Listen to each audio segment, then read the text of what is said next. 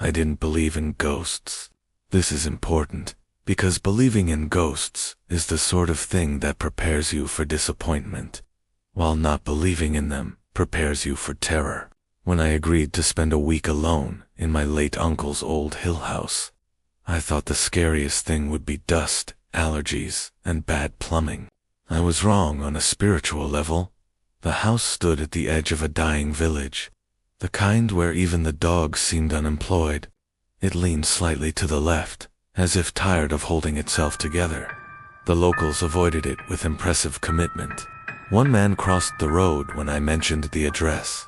Another simply laughed, then stopped laughing very suddenly, like his brain remembered something his mouth shouldn't have.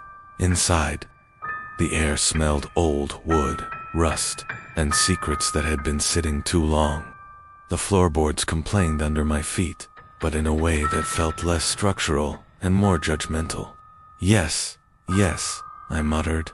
I know, I'm an outsider. Talking to houses is how mental decline begins, I'm told. The first night was quiet. Too quiet. No wind, no insects, just me, my breathing, and the gentle awareness that silence isn't the absence of sound, it's the presence of attention. Around midnight, I heard it, a soft chuckle. Not loud, not threatening, just amused. I laughed back. This was a mistake. Very funny, I said, aiming my voice at the darkness. Old pipes, thermal expansion, comedy plumbing. The chuckle returned, closer this time, as if the house appreciated my attempt at humor, but wanted to improve the timing. Sleep came badly, dreams tangled with waking moments. At one point, I was certain someone whispered my name, slowly, like tasting it. I told myself it was imagination. Imagination is a wonderful excuse right up until it starts answering questions you didn't ask out loud. The second day, I found the mirror. It stood in the hallway, taller than me, its surface cloudy with age. I didn't remember seeing it before. Mirrors do that sometimes, they wait. When I passed it, my reflection lagged half a second behind, just enough to notice, not enough to scream, yet. Okay, I said, forcing a smile. That's new. The reflection smiled back, then stopped, while my face kept moving. That was the first time I considered leaving. The second time was when I heard laughter from the mirror that night. My laughter. Perfectly copied. Perfectly wrong. By the third night, the house was comfortable with me. That's when things escalated. Doors closed politely behind me. Footsteps followed at a respectful distance. When I tripped on the stairs, a cold hand caught my elbow, steadying me. I thanked it. Then I stood, frozen, realizing what I'd just thanked, the ghost, because at this point, we should stop pretending, had a sense of humor. It hid my keys, then returned them to places I'd already checked. It knocked once on the bathroom door while I was inside. Just once, like a gentleman. I laughed, shaky and breathless, because fear sometimes escapes as comedy. You're enjoying this, I told the empty room. The lights flickered in response. Morse code, maybe, or applause. The reveal came on the fourth night. I sat in the living room, exhausted, surrounded by shadows that felt heavier than darkness should. The air thickened, the temperature dropped, and the ghost appeared not as a floating sheet or screaming face, but as a man sitting across from me, translucent and tired. You finally noticed, he said. I nodded. When faced with the supernatural, politeness feels like the safest policy. You've got great timing. He laughed, the same laugh I'd heard since the first night. I get bored, he said. And you were funny. You joke when you're scared. Defense mechanism, I replied. So, why haunt the house? He tilted his head. I don't haunt it. I'm stuck listening to it, remember? He gestured around us. The walls creaked, whispering old arguments, old grief, old loneliness. The house doesn't like being alone. That's when I understood. The house wasn't haunted by the ghost. The ghost was haunted by the house. The final scare wasn't loud or violent. It was quiet. The ghost stood, walked past me, and disappeared into the wall. As he did, he said, softly, "When you leave, it'll laugh again." I left at dawn. Weeks later, back in my apartment, safe and sane, I laughed about it. Then, one night, as I turned off the lights, I heard it, a familiar chuckle, close, comfortable, from the walls. And this time, I laughed back. I didn't sleep after that laugh. I lay in bed, staring at the ceiling, listening to my apartment settle into its usual night noises, pipes ticking, a car passing somewhere far away, the building breathing like it always had. Everything sounded normal, which was the problem. Normal doesn't laugh back. By morning, I had convinced myself it was stress. Stress can do a lot of things. It can make you hear voices. It can make you relive memories. It can absolutely make you think a haunted house followed you home like an emotional support demon. Very reasonable explanation. Still, I covered the mirrors. That night, the laughter returned soft, approving, right behind my left ear. I didn't turn around. Horror movies teach you that turning around is optional, but survival is not. Instead, I said, "Look, if you're here to haunt me, you picked the wrong guy. I don't even decorate for holidays." Silence. Then, a whisper. "You said you'd laugh." My stomach tightened. I don't remember saying that. "You did," the voice replied gently. "In the house? You said you'd laugh back?" That was true. I had. I realized then that promises, when overheard by ghosts, apparently count as binding contracts. Things escalated slowly, which is the cruelest way. Cabinets opened just enough to notice. My phone played recordings I didn't remember, making me talking in my sleep, telling jokes to someone who laughed half a second too late. Once, while brushing my teeth, I saw condensation form on the mirror, shaping itself into a smiley face. A bad one, uneven, mocking. I laughed. Of course I did. Fear and humor had fused by now. "Okay," I said aloud, toothpaste foam dripping. "That's actually kind of clever." The laughter boomed in response, louder than ever, before shaking the glass. Somewhere in the walls, something shifted, like a house stretching after a long nap. I started researching. Ghosts, haunted architecture, emotional imprints. At 3 in the morning, everything online sounds believable. One phrase kept appearing: residual structures, places that remember, places that need witnesses. That's when it hit me. The house hadn't followed me. I had brought it with me. Not physically, not spiritually. I had listened. I had joked with it. I had acknowledged it. And houses, like lonely people, don't let go once you do that. The final night, the night I stopped pretending this was funny, I woke to find myself standing in my living room. I hadn't walked there. I hadn't opened my eyes. Yet, there I was, staring at a shape forming in the corner. Walls bending inward like ribs. The ghost appeared again, clearer now. "You're doing great," he said kindly. "You keep it entertained." "I don't want this," I whispered. He nodded. Neither did I. The walls creaked, laughter rippling through the room, not mocking now, but eager, hungry. The house was remembering itself through me, using my voice, my timing, my jokes. "How do I stop it?" I asked. The ghost smiled sadly. "You don't. You pass it on." The next morning, I listed my apartment for rent.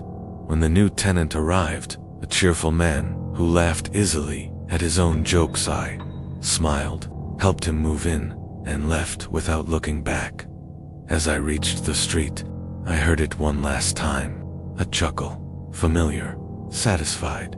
I laughed too, because sometimes the scariest thing a ghost can take from you is not your life, but your sense of when to stop joking. The new tenant's name was Aaron. I learned this because he laughed when he introduced himself, an easy, careless laugh, the kind that hadn't learned fear yet. I told myself it was coincidence, People laugh. Houses don't choose. That lie lasted exactly 3 days. On the 4th night, my phone rang at 2:17 a.m. I knew it was him before I answered. "Hey," Aaron said, sounding embarrassed. "Weird question. Do the walls here talk?" I closed my eyes. The silence on my end was loud enough to hurt. Somewhere, very far away or maybe very close, I heard a soft chuckle. "Pleased to be included again." "They don't talk," I said carefully. "They remember." There was a pause. Then Aaron laughed. Not nervous, not scared, just amused. "Man, you've got jokes." The line went dead. I stopped sleeping after that.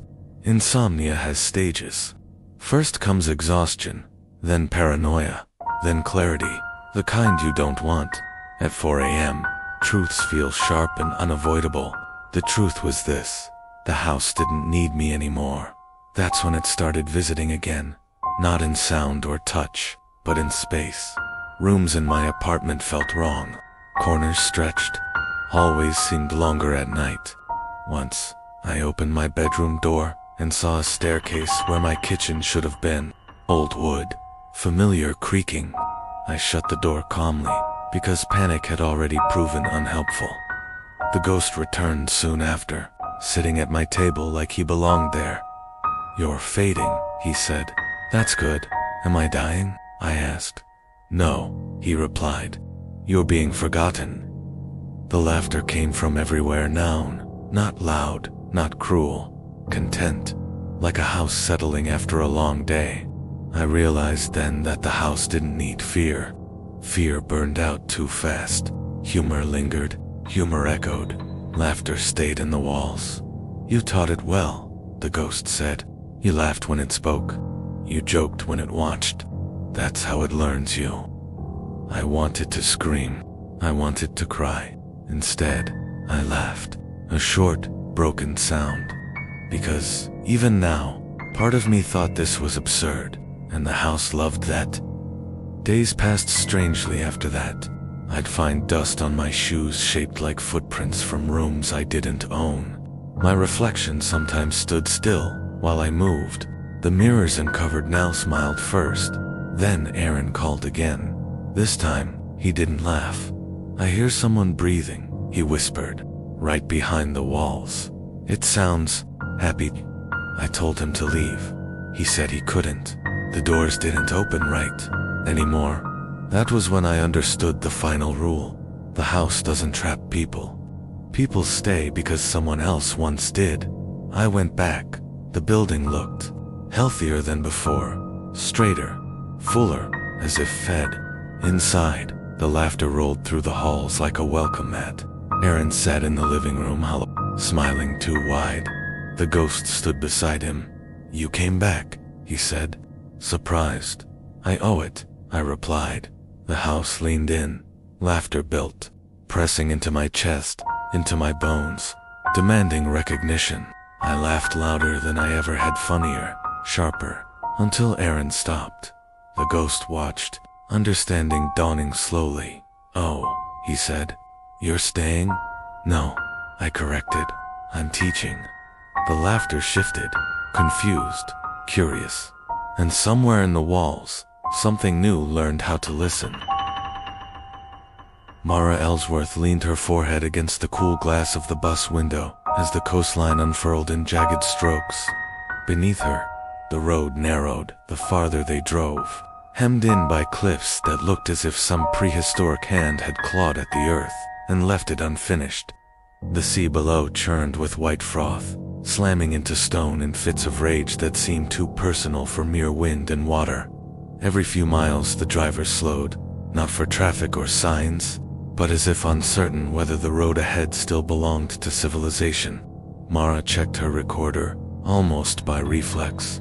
Fully charged, fresh memory card, weatherproof case. She had handled gear longer than she'd handled friendships, and in a strange way, she trusted the recorder more. It never lied, even when it frightened her. Near afternoon, the clouds thickened into a gray lid clamped down over the world. The driver cleared his throat and muttered that Greywater Reach wasn't far now, but his tone suggested the name was a confession more than an announcement.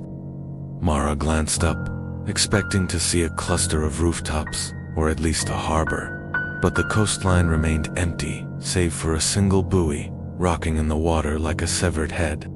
The road dipped and then straightened again, and suddenly the town appeared as if it had been hiding behind a curtain of sea spray.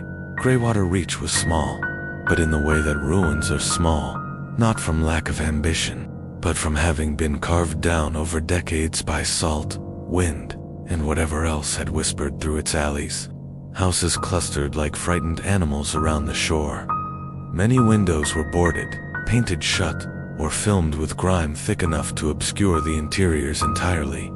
The bus rolled to a complaining halt beside a weather-beaten sign that simply read, "Population, 612. Someone had crossed out the 612 and written 580 in faded red. Someone else, apparently disagreeing, had scratched over the 8 until it resembled a 3. Mara couldn't tell which correction was the most recent, and decided that whatever the truth, the sign probably lied.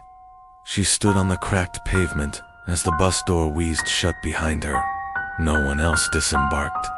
No one else waited to board.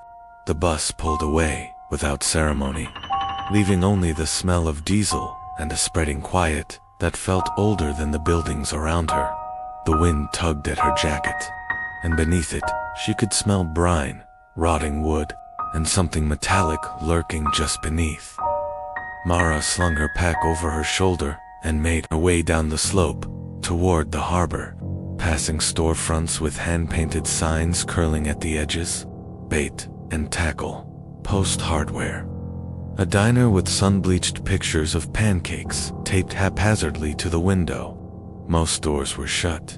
A handful of locals lingered near the docks, silhouettes hunched against the wind, their coats stiff with salt.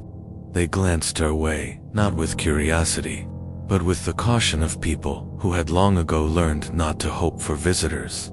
She reached the pier and paused.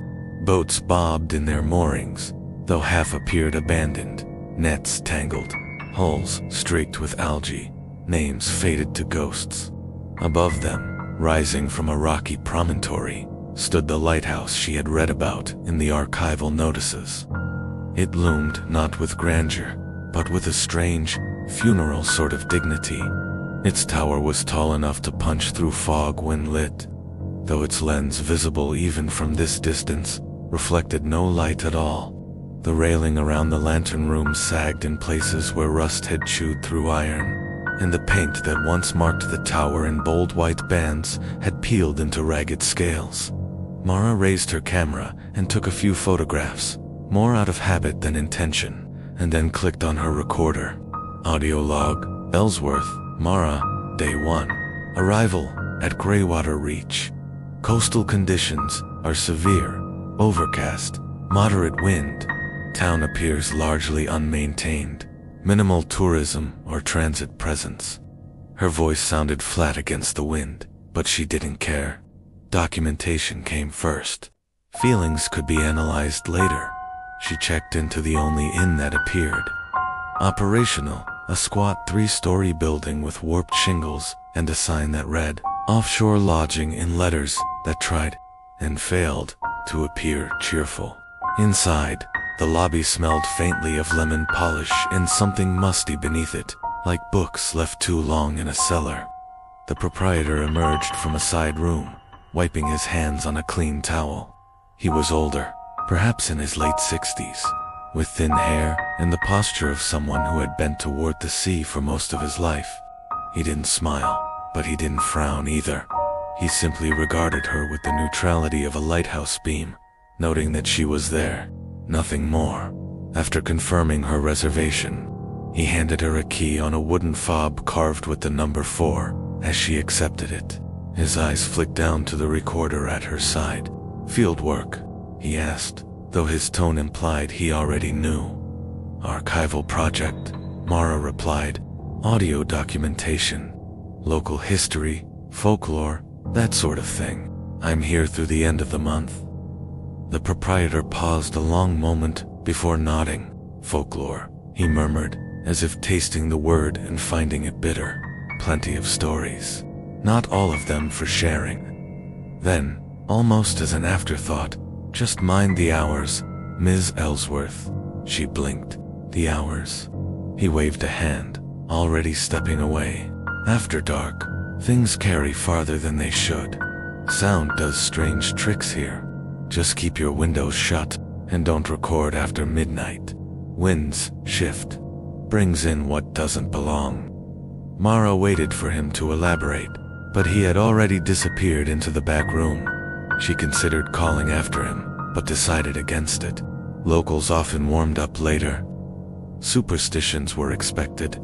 Every town with a haunted reputation had rituals, if only to make sense of the landscape.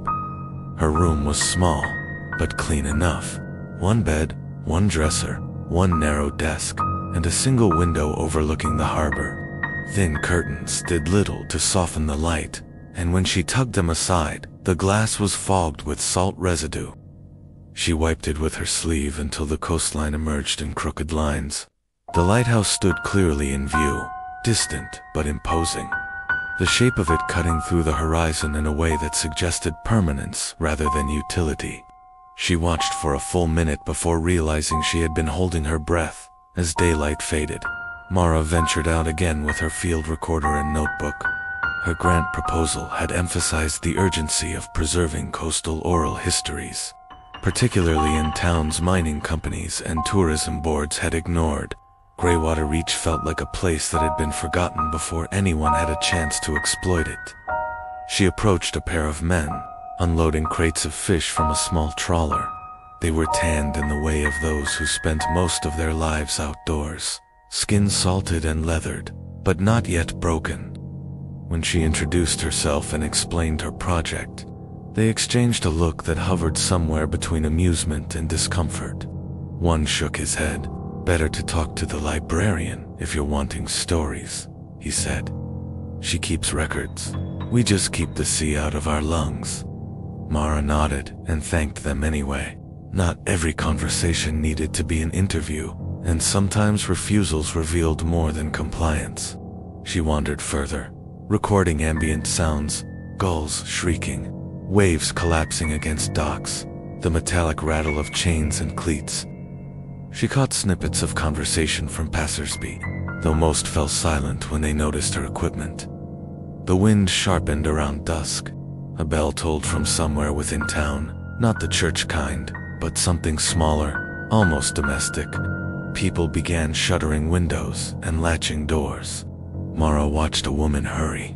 2 children inside a house with the urgency of someone trying to outrun a storm that hadn't yet appeared. She glanced toward the horizon, expecting rain, but the sky remained dry. The sea, however, had changed color, from gray to a darker, more viscous shade, as though ink were leaking into the bay. She walked along the breakwater and recorded the waves again. The resulting audio would later prove difficult to categorize. The surf beat against stone in rhythmic intervals, but beneath that, layered so faintly she thought it might be auditory pareidolia, came noises that resembled human voices. Not words, exactly, but syllables, smoothed by water and distance, into sounds that pulsed in and out of recognition. She recorded for 5 minutes, stopped, replayed, and frowned. Without headphones, the effect was muted, but still present. Her first entry had already become unusual. By the time she returned to the inn, the sky had surrendered to darkness. Street lamps glowed dully behind glass crusted with salt. The lighthouse remained unlit, its lantern room a hollow eye staring out to sea. Mara climbed the narrow staircase to her room, the boards creaking under her weight, and locked the door behind her, more from instinct than fear. She transferred her recordings to her laptop and scrubbed through the waveform. She adjusted her headphones, leaned closer, and listened again. At 2 minutes 47 seconds. During an interval where no gulls cried and no fishermen cursed, there was a sound that did not belong. It was a short, downward cadence, like a child humming two notes back to back. She isolated the clip, boosted it slightly, and listened once more.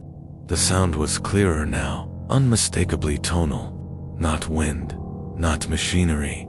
A voice, yes, but not shaped by any mouth she could place. Mara sat back. She wasn't frightened, not yet, but she was intrigued in that particular way. Field archivists became when they found something anomalous. Most haunted towns yielded nothing but myths, rehashed anecdotes, and the occasional creaking floorboard. But sometimes, rarely, the environment recorded things humanity was not meant to hear. She checked the time, 10:09 p.m., hours yet before midnight. She brewed instant coffee in the kitchenette kettle and opened her notebook to log observations. Note 1. Locals avoid interviews.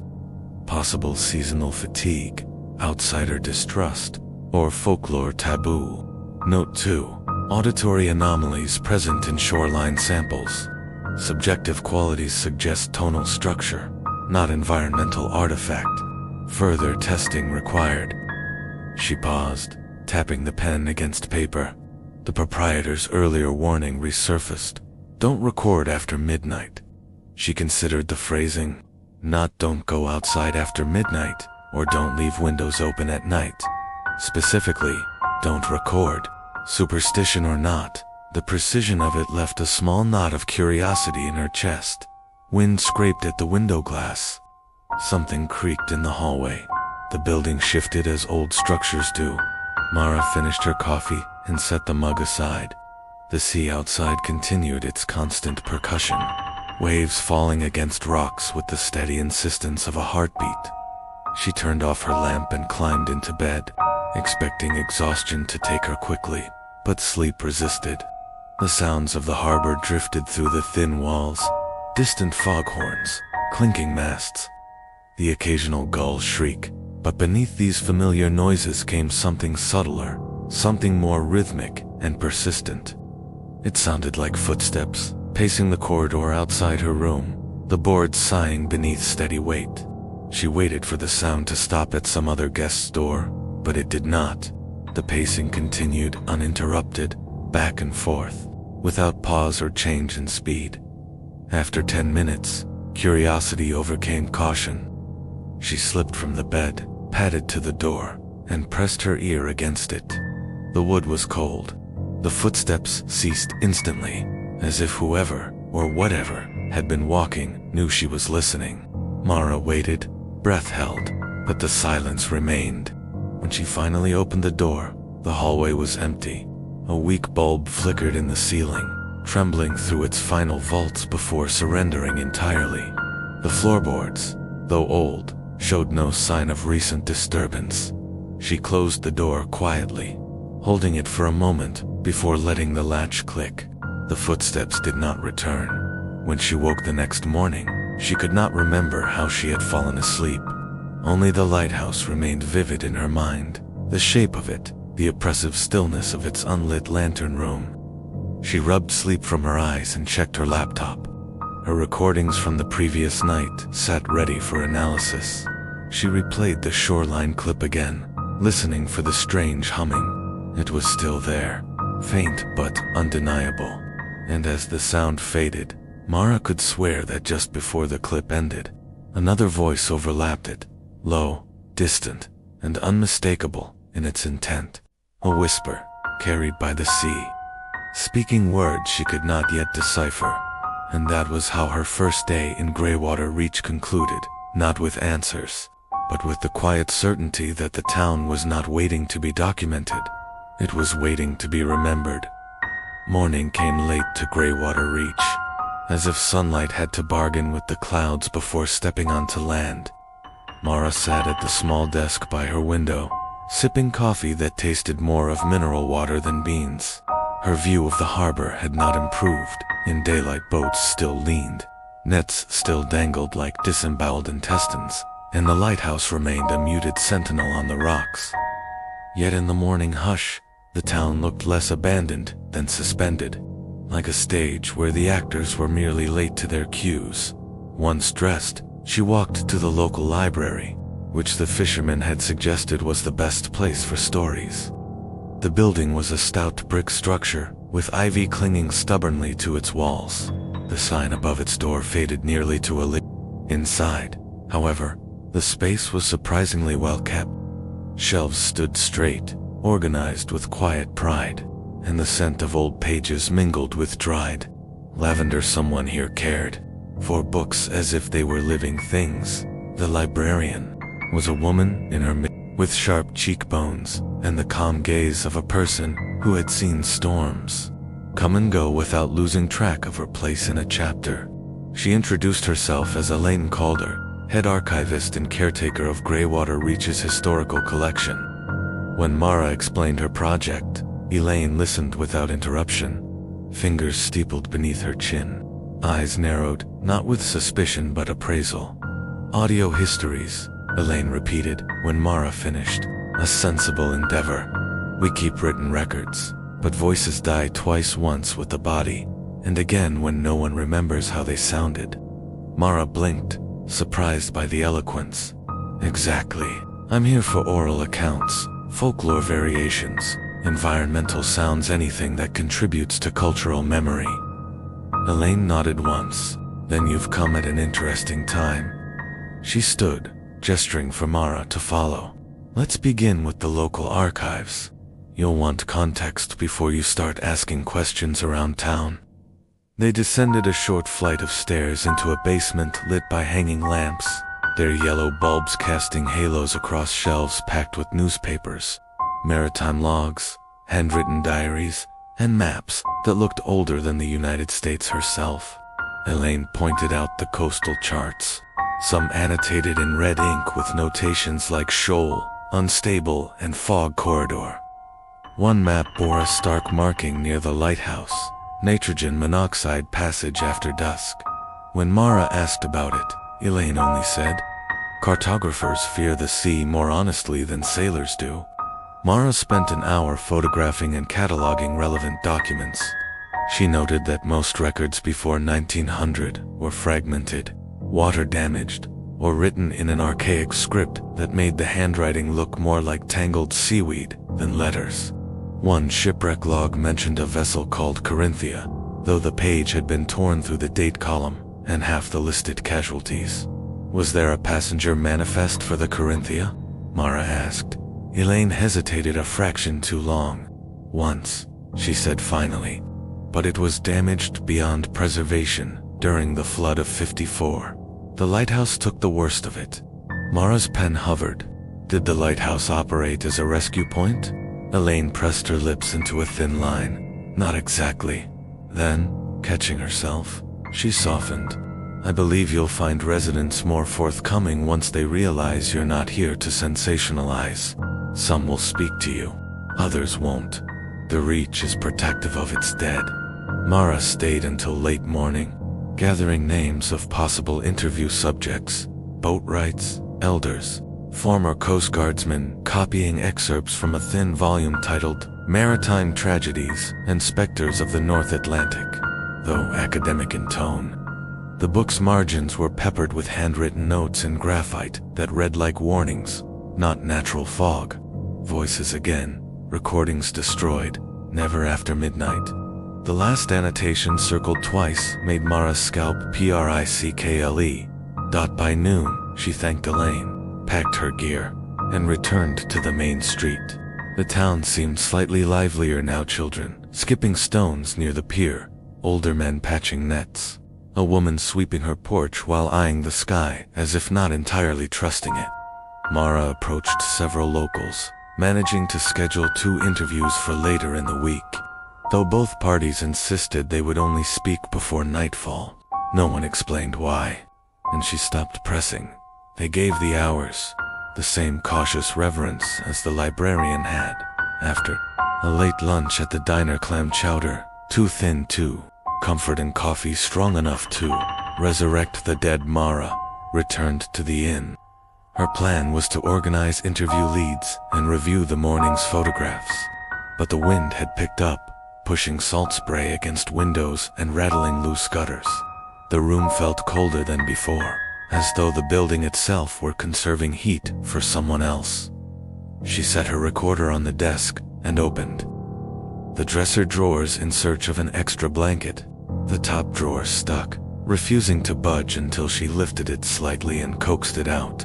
Inside lay a few folded towels and, beneath them, sheets of thick paper that appeared to have been forgotten.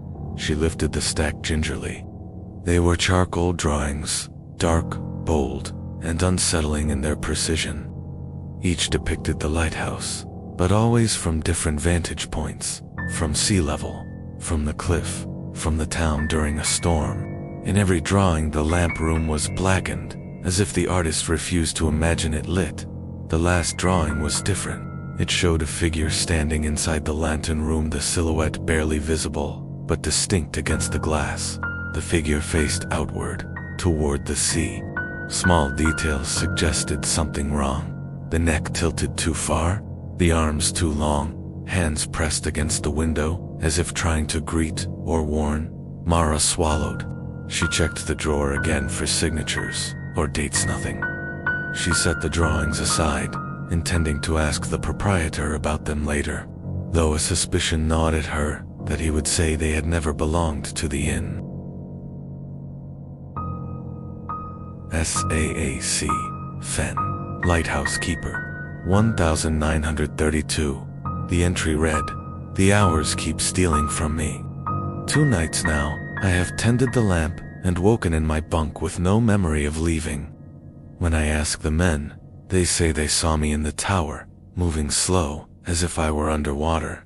My voice carried strange down the glass. I swear it was not me speaking." Mara flipped ahead. 3rd night, singing across the waves. Not sailors, not birds. Something like Latin, but wrong. Heard it first, at 2:41 in the morning. Men below deck refused to go outside. One claimed the sea was calling roll. I did not ask what he meant. Another entry. 6th night. Lamp refused to extinguish, even after supply ran dry. Oil gauge read empty, yet flame persisted. Hours lost again. Found myself at the base of the tower at dawn. Boots soaked, sea too calm. Could not recall descending stairs. Mara felt her pulse quicken. Field archivists encountered tall tales all the time, but the handwriting trembled with an honesty that fiction could not imitate. She skimmed further until the final entry before the remaining pages devolved into smudged scrawls and torn fragments. 8th night. Ordered to shut down the lamp indefinitely. They say the sea will claim any more who steer toward us. They say the Corinthia tragedy was not the first. Someone must stay to record the hours when they diverge. If not me, then whoever finds this dot. Mara stared at the page.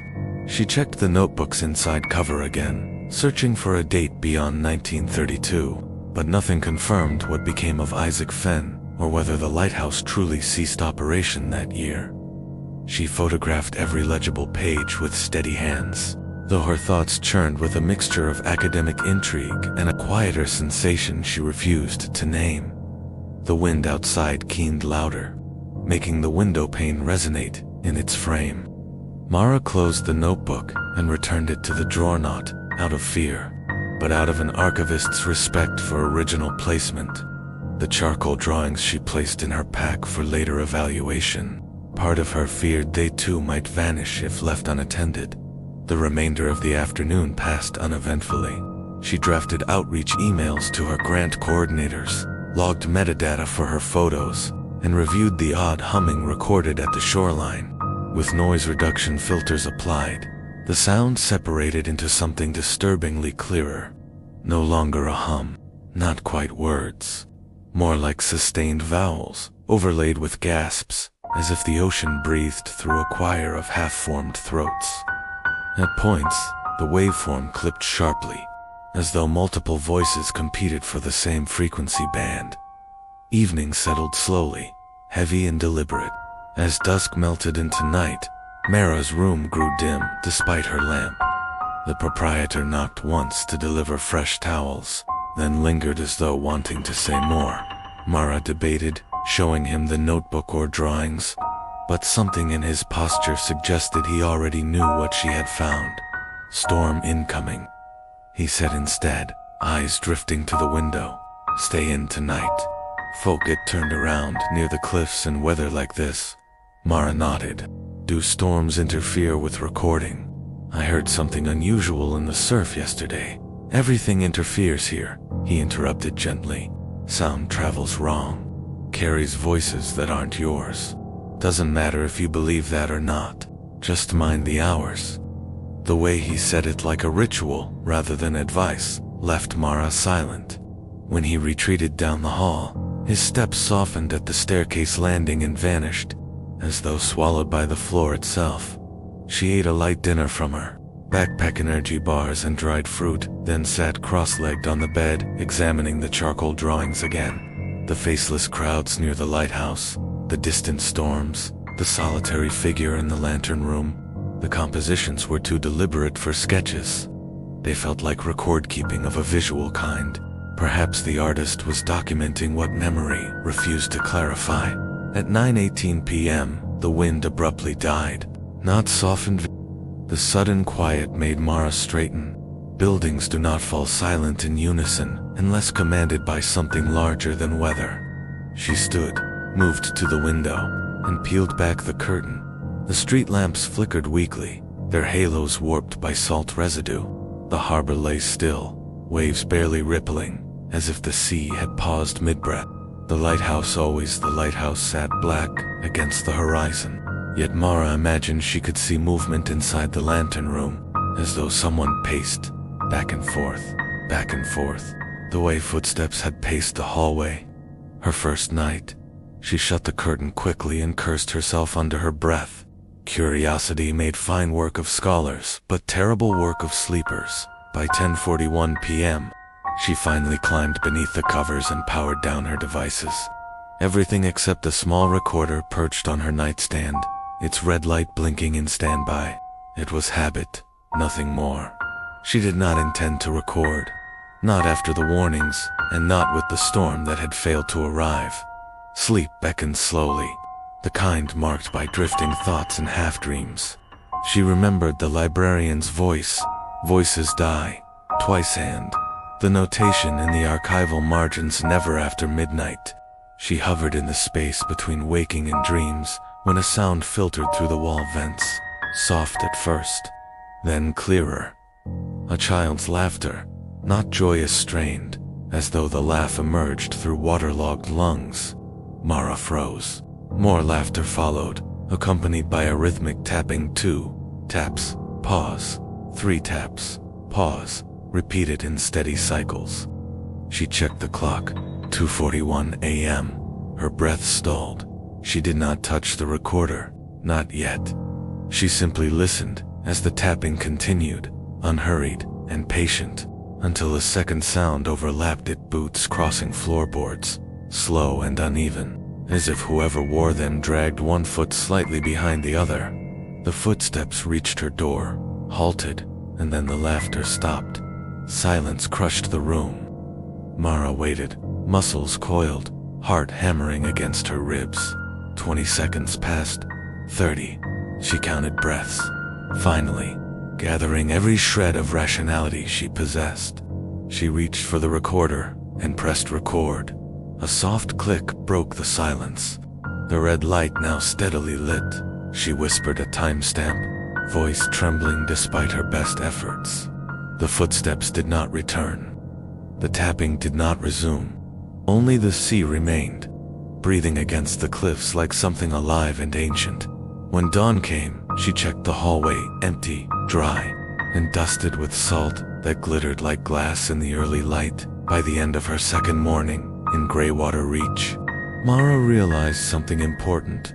The town did not resist documentation, it resisted being understood, and whatever secrets it held were not buried in its past, but still very much alive in its present hours. The morning after the strange night sounds, Mara woke not to an alarm but to the groan of seagulls circling outside her window.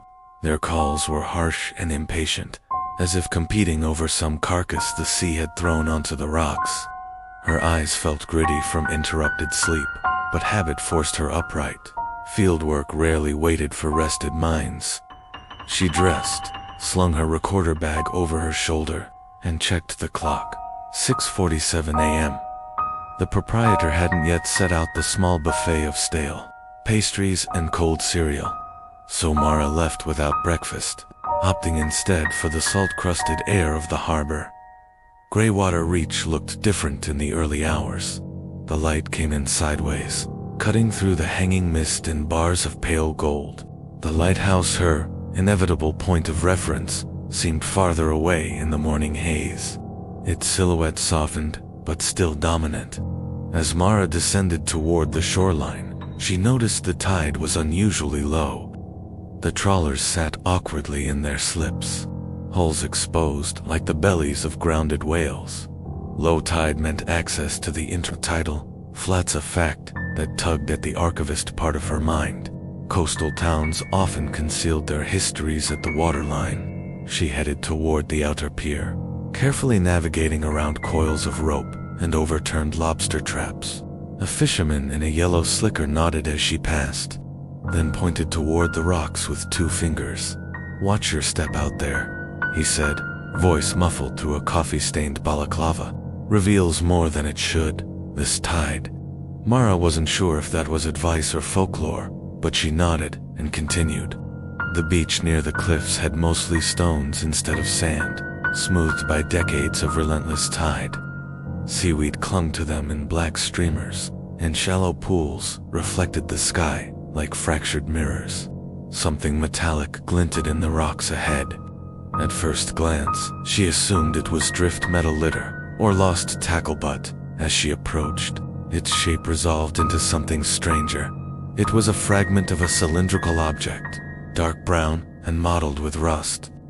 When she crouched to examine it, she realized it wasn't metal at all, but hardened wax cracked from time and salt. The fragment bore the familiar grooves of a wax phonograph cylinder, the kind used in the late 1800s for analog sound recording. Mara's pulse quickened. Edison cylinders were rare enough inland, but to find one among tidal debris was absurd. She brushed the gravel from its surface. The grooves weren't merely weathered, they were warped, almost melted in places, as though exposed to fire or intense heat. She scanned the nearby rocks and spotted more fragments: a broken spool, a shattered sleeve with faded lettering, and another cylinder lodged halfway under a stone. She collected what she could, wrapping the pieces in a spare microfiber cloth. The archivist in her thrilled at the possibilities. Cylinders meant recordings, and recordings meant voices, voices of the dead, of sailors, of lighthouse keepers, and of histories that refused to stay buried. The morning after the strange night sounds, Mara woke not to an alarm, but to the groan of seagulls circling outside her window. Their calls were harsh and impatient, as if competing over some carcass the sea had thrown onto the rocks. Her eyes felt gritty from interrupted sleep, but habit forced her upright. Fieldwork rarely waited for rested minds. She dressed, slung her recorder bag over her shoulder, and checked the clock. 6:47 a.m. The proprietor hadn't yet set out the small buffet of stale pastries and cold cereal, so Mara left without breakfast, opting instead for the salt-crusted air of the harbor. Greywater Reach looked different in the early hours. The light came in sideways, cutting through the hanging mist in bars of pale gold. The lighthouse, her inevitable point of reference, seemed farther away in the morning haze. Its silhouette softened, but still dominant. As Mara descended toward the shoreline, she noticed the tide was unusually low. The trawlers sat awkwardly in their slips, hulls exposed like the bellies of grounded whales. Low tide meant access to the intertidal flats, a fact that tugged at the archivist part of her mind. Coastal towns often concealed their histories at the waterline. She headed toward the outer pier, carefully navigating around coils of rope and overturned lobster traps. A fisherman in a yellow slicker nodded as she passed, then pointed toward the rocks with 2 fingers. "Watch your step out there," he said, voice muffled through a coffee-stained balaclava, reveals more than it should. This tide. Mara wasn't sure if that was advice or folklore, but she nodded and continued. The beach near the cliffs had mostly stones instead of sand, smoothed by decades of relentless tide. Seaweed clung to them in black streamers, and shallow pools reflected the sky like fractured mirrors. Something metallic glinted in the rocks ahead. At first glance, she assumed it was drift metal litter or lost tackle, but as she approached, its shape resolved into something stranger. It was a fragment of a cylindrical object, dark brown and mottled with rust.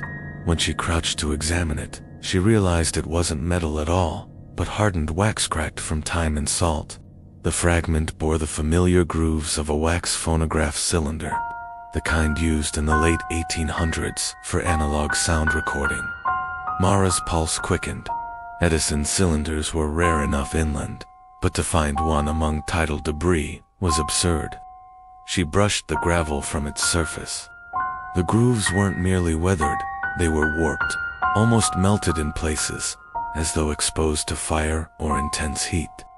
She scanned the nearby rocks and spotted more fragments, a broken spool, a shattered sleeve with faded lettering, and another cylinder lodged halfway under a stone. She collected what she could, wrapping the pieces in a spare microfiber cloth. The archivist in her thrilled at the possibilities. Cylinders meant recordings, and recordings meant voices. Voices of the dead, of sailors, of lighthouse keepers, and of histories that refused to stay buried. The seaside behind her as she worked, its breaths slow and heavy. A breeze carried the smell of iodine and decay. Mara stood, scanning the tide pools for additional artifacts, but instead her eyes found the remains of something far larger. Half submerged in kelp and silt, lay the ribs of a ship-rusted beams arching from the water, like the bones of an enormous animal. The hull had long since disintegrated, leaving only skeletal supports and corroded hardware. A few gulls perched on the timbers, their feet leaving streaks of white across the metal. Mara approached cautiously. Shipwrecks were common in maritime towns, but this one commanded a strange reverence. The skeletal beams curved inward, creating the illusion of a collapsed cage. Within the structure, something metallic caught the light, perhaps part of the engine, perhaps another cylinder spool. She considered climbing down, but the rocks were slick, and the water would swallow the evidence by midday. Instead, she circled the wreck until she found a brass plate near the shoreline, half buried in gravel. She brushed sand aside and read the engraved letters. SS Corinthia, port of BOS-2, and her breath stalled. The name from the librarian's archive. The vessel that supposedly vanished offshore in 1897. The historian in her surged with triumph, but the rationale part of her recognized that the ship's location didn't align with typical historical accounts. The Corinthia had been listed as lost at sea, swallowed by storms, presumed gone to the bottom. Yet here it was. Its bones exposed during low tide like a confession too long withheld. A wave crashed against the beams, sending a spray of salt onto her boots. The tide would reclaim the wreck soon. She crouched to photograph the plate, pausing only when she sensed movement in her periphery. A figure stood on the cliff path above her, watching. At first, Mara assumed it was a hiker or local, but the person's posture seemed wrong to still. Too rigid, like a sentry carved from the rock itself. Their clothing blended with mist and shadow. When she lifted her camera to zoom, the figure turned and vanished behind the rise without a sound. She exhaled slowly. The town did not lack for strange witnesses. By the time she returned to the pier, fishermen were preparing their boats for morning departure. Nets loaded, crates strapped, radios crackling with static. Mara approached the man who had warned her earlier. He lit a cigarette and exhaled toward the water. "You find it?" he asked. Mara blinked. "Find what?" "In low tide," he said, gesturing vaguely. "Always exposes something. Wreck bones, ghost stake, your pick." She decided to test him. "Corinthia?" she said quietly. His eyes narrowed. Huh? Didn't think you'd know the name. You've seen the wreck before. Everyone here has, he said, flicking ash into the sea. Except the tourists. But they stopped coming after the floods. He looked at her gear. Let me guess librarians sent you. Mara nodded. Double quotes figures. Double quotes. He snapped his lighter shut. Listen, don't touch the cylinders. Her heartbeat tripped. Why? They're not for us, he said simply. Belong to whoever recorded M. Belong to whoever's still playing M. Mara studied him, trying to parse whether his expression carried superstition or warning. You believe they came from the Corinthia? He shrugged. Could be older. Doesn't matter. What matters is they don't stay put, wash ashore every few years, then disappear again, like they're waiting for someone to listen. He paused, then added, someone always does, eventually. He boarded his vessel before she could ask more. Mara returned to the inn shortly after, sand crusting her boots and salt drying on her lips. The proprietor looked up from polishing a brass bell, his eyes drifting to the cloth-wrapped bundle in her hand. Low tide? He asked. Yes, Mara answered, shipwrecked. His face twitched. You shouldn't go down there alone. I'm capable, she said, trying to keep defensiveness from her voice. It's not about capability, he murmured, setting the bell aside. It's about what the sea gives back, and what it takes in return. Mara didn't reply. She climbed the stairs to her room and emptied the contents of her bundle onto the desk. The cylinders sat like broken vertebrae, grooves scarred and warped. She photographed each piece, labeled them, and contemplated how best to preserve them without controlled humidity equipment. Then she noticed something she had missed on the Beecha, marking etched faintly along one cylinder's surface. Not stamped lettering, but hand-carved lines forming 5 initials, LTH 1897. She ran her thumb across the grooves. If the date were accurate, it aligned perfectly with the Corinthia's final year. But wax cylinders didn't belong outdoors in salt water for over a century, not intact, not even in fragments. And yet here they were, humming with potential. Literally humming. A faint vibration thrummed beneath her fingers, so subtle she almost dismissed it as imagination. She lifted the cylinder closer to her ear. No sound, no movement, only silence and wax. She checked her recorder, digging through her bag for the small manual turntable attachment she rarely used. A relic itself, but compatible. Her hand hovered. Part of her wanted to play the cylinder immediately, to hear whatever message had survived. Another part, smaller, but louder, remembered the librarian's margin note.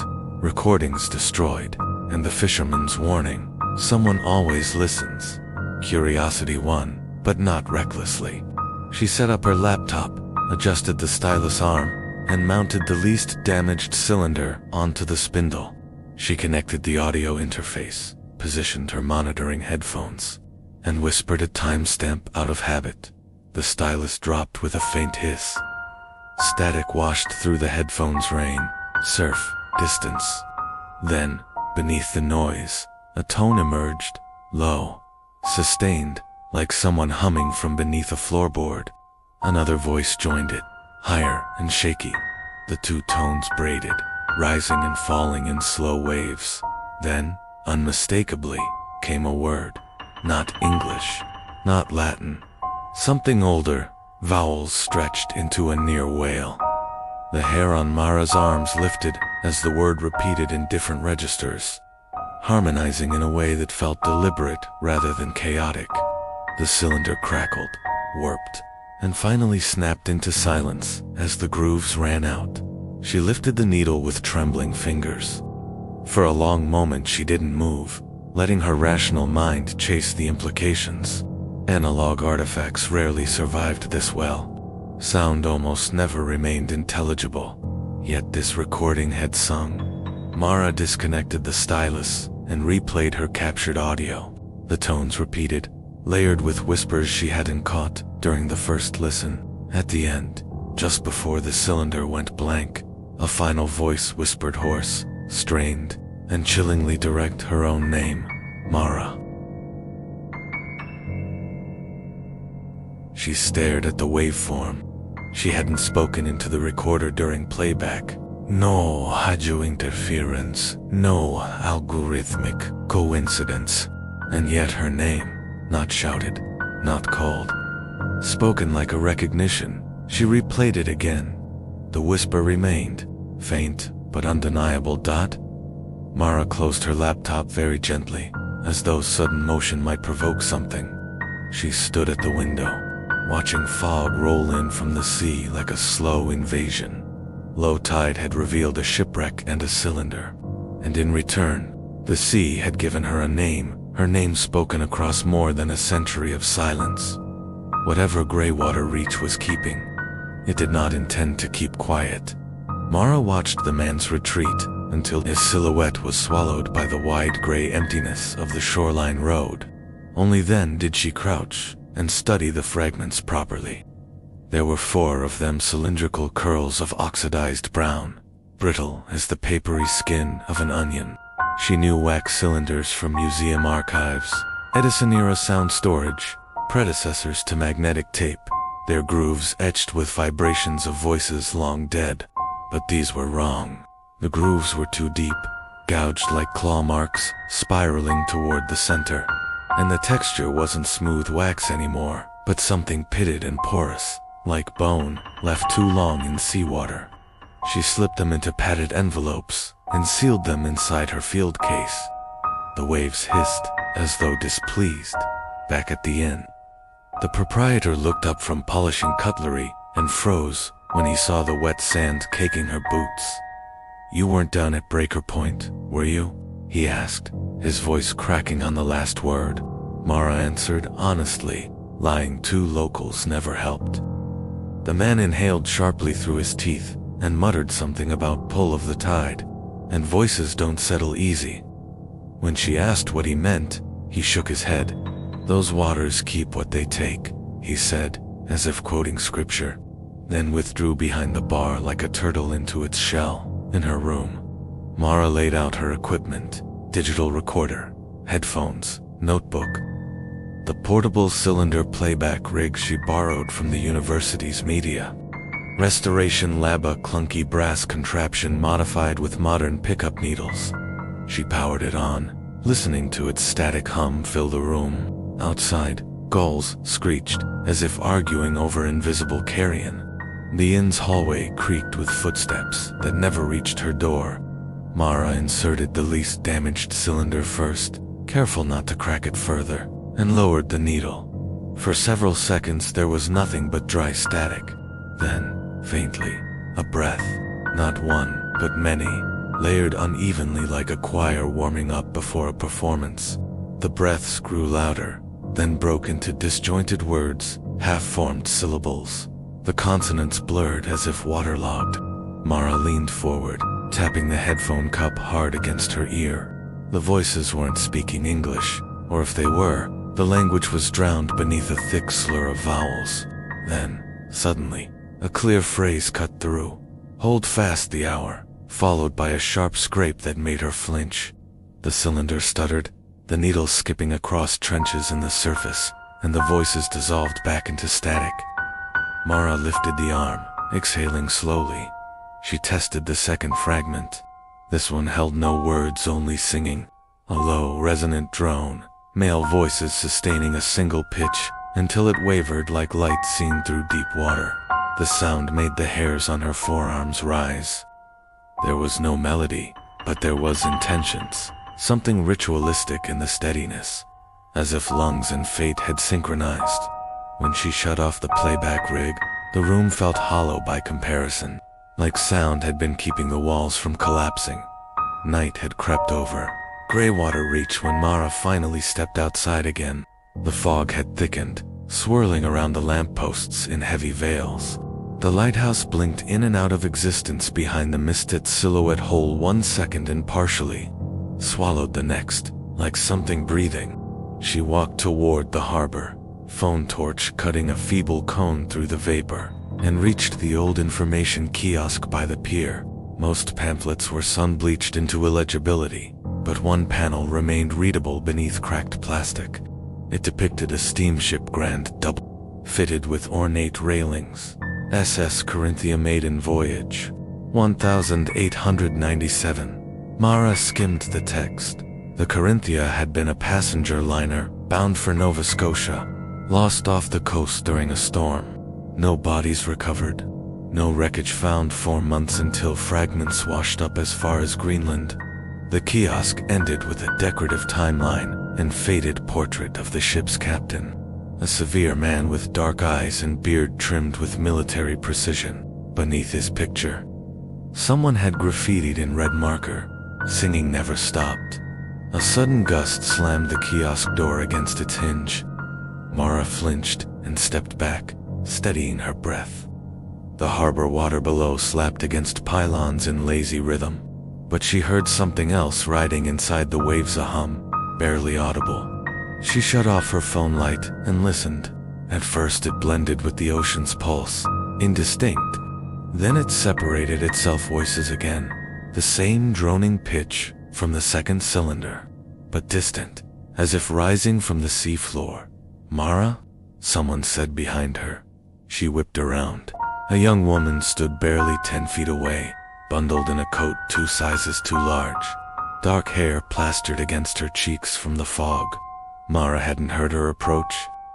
The stranger's eyes flicked between Mara's boots and the kiosk. "You're the archivist," she said, more statement than question. Mara nodded cautiously. The girl stepped closer, lowering her voice. "You should stop playing those. The cylinders. They remember better than we do." Mara blinked, caught off guard. "Do you know where they came from?" The girl hesitated, glancing at the black water behind them. "Low tide digs up the wrong kind of history," she murmured. "Things wash ashore looking like they belong to people, but they don't. Not anymore." She began to step backward, retreating into the fog. "If you want answers, talk to the librarian," she called softly. "He knows about the Corinthia. He knows about the choir." Before Mara could ask what choir, the girl vanished into the vapor, her footsteps absorbed by the wet boards of the pier. For a long moment, Mara stood perfectly still, listening to the water breathe and the distant hum coil upward through the fog like smoke from a submerged chimney. Eventually, the sound faded, consumed by the ordinary clatter of rigging and gulls. Settling in for the night, she returned to the inn with her collar soaked and her equipment bag heavier than before. Upstairs, as she peeled off her coat and hung it on the bedpost, the playback rig clicked twice in the dark, once like a gear engaging, once like a latch undoing. Mara froze, staring at its silhouette, blinking with faint LED light. She hadn't touched the power. She hadn't even been near it. Then, through her headphones still plugged in, lying on the table came the softest whisper, barely a breath. "Mara." Mara didn't sleep that night. She sat propped against the headboard, listening to the inn shift and settle around her. Pipes clanked. Floorboards murmured beneath late-night footsteps that always stopped short of her door. Every so often she caught the faintest metallic rattle from her equipment bag, as if the wax cylinders were rolling against each other despite sitting upright in foam padding. Outside her window, the ocean roared with the steadiness of breath drawn in and out between dark teeth. By morning, Greywater Reach had brightened only marginally. The fog had thinned enough to reveal the outline of distant houses sagging along the waterfront, their shingles curled like dying leaves. Mara packed her recorder, notebook, and camera, then headed for the town's small municipal building, where she hoped to find the library and the librarian the girl from the pier had mentioned. The streets were nearly empty. The few locals she passed either pretended not to see her or stared too long, eyes lingering on her equipment as though it were a weapon. The library was tucked behind the courthouse in an annex that looked like it had once been a smokehouse. The door groaned as she opened it, releasing the scent of old paper, dust, and iodine. A brass bell jingled. After a moment, a tall, lantern-jawed man emerged from between the stacks. spectacles perched at the end of his narrow nose. His voice carried the flat resonance of someone who rarely spoke but never forgot how. "Can I help you?" Mara introduced herself and explained her research grant. The librarian listened without interrupting, fingers steepled beneath his chin. When she finished, he nodded slowly and motioned for her to follow. He led her to a table piled with brittle newspaper clippings and maritime registries. "The Corinthia," he prompted. Mara raised an eyebrow. It seemed half the town already knew what she was after. He adjusted his spectacles. "Most come here looking for ship logs or casualty lists. You won't find them." "Why not?" Mara asked. The librarian shrugged. "Because they were never written. Officially, the Corinthia never sank. The report's vanishing wasn't negligence, it was erasure." He slid a clipping across the table. The headline read, "Storm rips through North Atlantic Corinthia. Missing." Below it, a grainy photo of the steamship plowing through high waves, passengers smiling on deck, unaware of their future absence. Mara skimmed the article. No follow-up, no casualty count, no investigations, just a disappearance folded neatly into maritime history. "Did anyone survive?" she asked. The librarian sat down, folding his long legs like a crane. "Depends what you mean by survive," he said. "Bodies, no witnesses." "Possibly." He reached into a drawer and pulled out a narrow booklet bound in cracked navy leather. "These are transcripts.